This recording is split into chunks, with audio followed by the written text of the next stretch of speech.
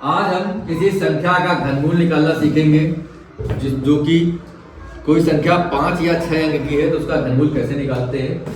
उसके लिए सबसे पहले हमें 1 से लेकर 10 तक की संख्याओं का घन का ज्ञान होना चाहिए, वो हमें याद करना होगा। जैसे कि 1 का घन 1 एकम 1 एकम 1, 2 का घन 2 दूनी 4 दूनी 8, 3 का घन यानी 3 का क्यूब 3 त्रिका 9 त्रिक 27, 4 का घन 4 चौको 16 चौको 64, 5 का घन 50 25 पंचे 125। इसी प्रकार से 6 का घन 6 36 6 का 216, 7 का घन 7 सते 49 सते 343, 8 का घन 8 8 64 8 512, 9 का घन 9 9 81 9 729 और 10 का घन 10 दाम 100 दाम 1000। अब इन 1 से 10 तक की संख्याओं के घन में एक खास बात आप लोग देखेंगे कि कोई भी संख्या में रिपीट नहीं है। 1 2 3 4 5 6 7 8 9 0 सब में अलग अलग है। यही घनमूल निकालने के सबसे आसान है। जैसे कोई एक संख्या उठाते हैं, कोई भी 6 अंकों की, 117 649। 117 649 का अगर हमें घनमूल निकालना है तो हम इसके लास्ट की 3 संख्या देखेंगे। लास्ट की 3 संख्याओं में इकाई का अंक कौन सा है? 9। 9 किसमें आता है? 729 9 में, तो यानी कि इसका इकाई का अंक 9 होगा। बाकी बची 3 संख्या वो देखेंगे किसके अंदर आ रही है।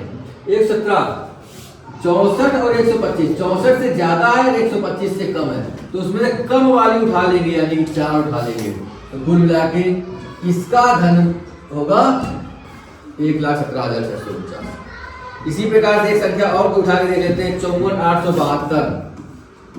54 872 लास्ट की 3 संख्या देख ली, उसका इकाई का अंक 2 है। 2 किसमें आ रहा है? इसमें देखा 8 में आ रहा है, तो यहाँ पर इसका मतलब पता चल गया ये 8 होगा इकाई का अंक। बाकी बचा 54। 54 किसके अंतर्गत आ रहा है? 27 और 64 के बीच में आ रहा है, तो यानी कि कम वाला उठाते हैं 3, तो ये 38 का घन है। ये 38 का घन है 54 872। इसी प्रकार से एक संख्या उठाते हैं, इसका घन निकालना है अगर, तो लास्ट की 3 संख्याओं में 3 किसके अंतर्गत आ रहा है? 7 सते 49 सते 343 यानी कि 7।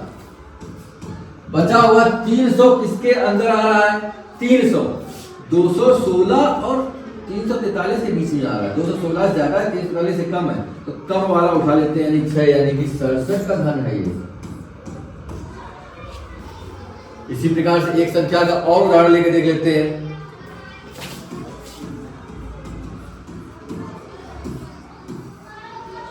इसमें लास्ट की 3 संख्या उठाई, 4 किसके अंदर आ रहा है? 64, यानी 4 हो जाएगा। बचा हुआ 405 किसके अंतर्गत आ रहा है? 405 343 से ज्यादा है, 512 से कम है, यानी कि 7 होगा इसका, यानी कि 74 का घनमूल घन है 4,05,224। इसी प्रकार से एक संख्या और करके देख लेते हैं।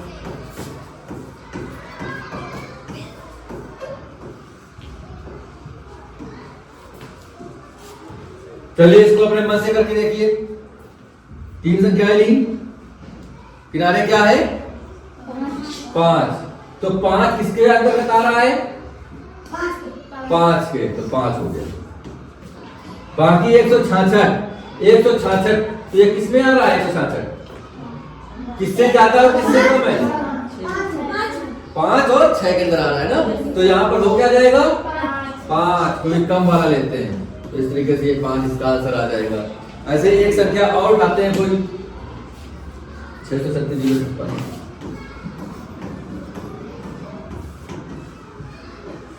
अब इसका आंसर आप लोग स्वयं करेंगे, देखें किनारे 6 किसका आ रहा है? इससे आ रहा है, तो ये होगा, और बाकी 636 को उसमें मैच करके चेक करेंगे और इसको स्वयं करेंगे।